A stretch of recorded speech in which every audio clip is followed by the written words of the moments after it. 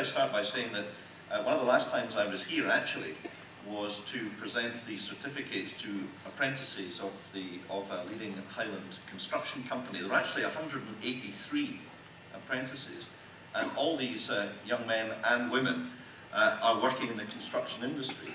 And we have a tremendous potential to build more houses in the Highlands now because of the success of these young people, and therefore there has to be a balance between building more houses and protecting the environment. I mean, here in Aviemore, there was a development at Dalfabra, perhaps the last area of silver birch wood in Aviemore, which I fought against, together with Bill Lobban and local residents. That was overturned by the Scottish Executive Reporter. So much for local democracy. Here in Aviemore, the services cannot keep pace with the extent of housing. One of the things I managed to do listening in the Scottish Parliament was end the 50% relief which holiday homeowners receive for holiday homes in this area. That went up to 90%.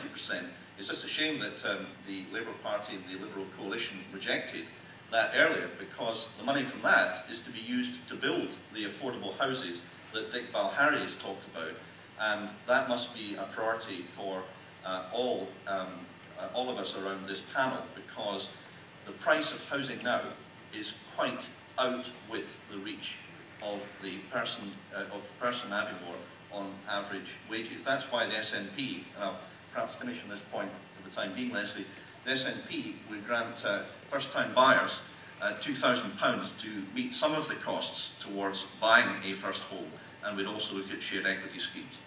Okay, well, let's hear, Linda, the talk was put your way, that basically you presided over a situation where I was just reading, I don't know if anyone was looking at the Press and Journal today, about someone that was managing to use the right to buy legislation from crofting to sell crofts they bought from Mohammed Al Fayed for something like £400,000.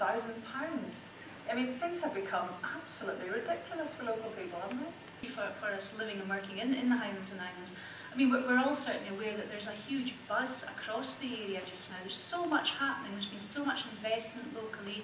We've got the best ever employment rates that we've seen across the Highlands and Islands, huge amounts of inward investment and booming economy. But one of the aspects of that is that there is a huge push, as Fergus has said, on the availability of housing. Affordable housing is certainly a key issue, and one of the actual key things behind that is the availability of houses to buy.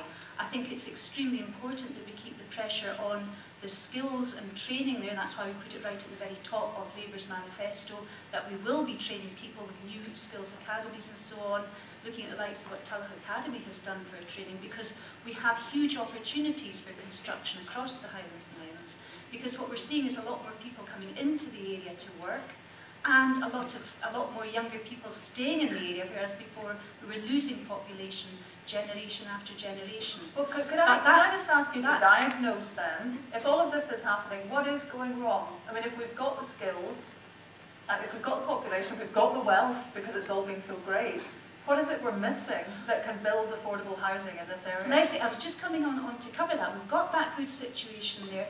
We need to ensure that we're building more houses, that we're training up more people who can work in the construction industry, build more houses so there's more availability. We do have particular issues in rural areas with planning. We have the sensitivity. I mean, it's a whole issue in itself, looking at the sensitivity. So is that the problem? National Park area. No, it's not the problem. I'm searching for the problem. I'm just so eager to find it. It's not planners then.